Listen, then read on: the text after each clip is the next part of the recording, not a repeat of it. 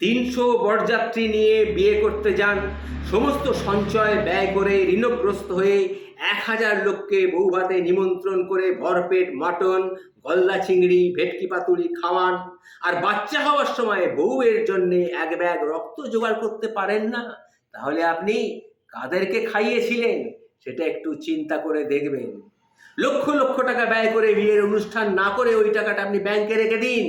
বাচ্চা হওয়ার সময় আপনার কাজে লাগবে, আপনার সন্তানের পড়াশোনার কাজে লাগতে পারে, আপনার স্ত্রী অসুস্থ হলে কোনো আত্মীয় স্বজনের কাছে আপনাকে হাত পাততে হবে না, এটা কিন্তু মনে রাখবেন। এমনকি যাদের বিয়েতে নেমন্তন্ন করবেন তাদেরকে বলবেন একবার এসে ব্যবস্থা করে দিতে। আপনার বাবা মা যদি অসুস্থ হয় তাহলে হসপিটালে একবার যেতে বলবেন, দেখবেন দু একবার হয়তো কেউ গেলেও যেতে পারে, তারপরে কিন্তু আর কাউকে পাবেন না। সুতরাং কাদের জন্য আপনি টাকাগুলো খরচা করছেন, হয়তো এইভাবে অর্থের অপচয় করবেন না।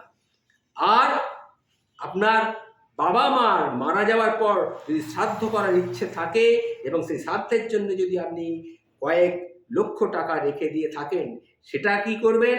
সেটাকে আপনি বাবা মা বেঁচে থাকাকালীন তাদের পেছনে খরচা করুন, তাদের অসুস্থতা চিকিৎসা করুন, তাদেরকে নিয়ে তীর্থ দর্শন করান, তাদের মনের ইচ্ছাগুলো পূরণ করুন, সেটাই কিন্তু আসল কাজ হবে।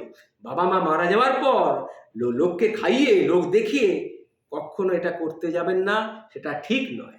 সুতরাং অর্থের অপচয় বন্ধ করুন, সঠিক জায়গায় অর্থগুলোকে, নিজের জীবনের সঞ্চিত অর্থ, অনেক কষ্ট উপার্জিত অর্থ সঠিকভাবে ব্যয় করতে শিখুন।